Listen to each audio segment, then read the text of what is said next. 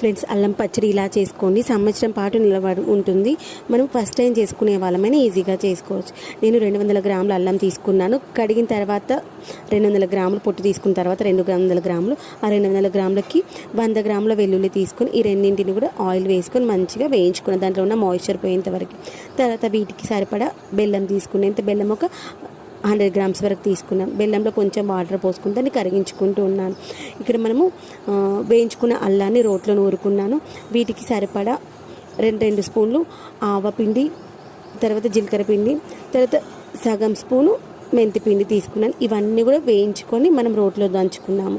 తర్వాత ఒక కడాయి పెట్టుకొని కొంచెం నూనె సరిపోతుంది, నూనె వేసి తాలింపు వేసుకున్న తర్వాత మనం వేయించుకున్నటువంటి అల్లం ఎల్లిగడ్డ ఉంది కదా, అది వేసి దాంట్లో మాయిశ్చర్ పోయిన తర్వాత దాంట్లో ఉప్పు కారం వేసి తర్వాత ఈ యొక్క పొడులన్నీ వేసుకోవాలి. ఆవ పొడి, మెంతి పొడి, జీలకర్ర పొడి వేసుకొని దీన్ని మొత్తాన్ని మనము బెల్లం పాకంలో వేసి మరొక 5 నిమిషాలు ఉంచుకొని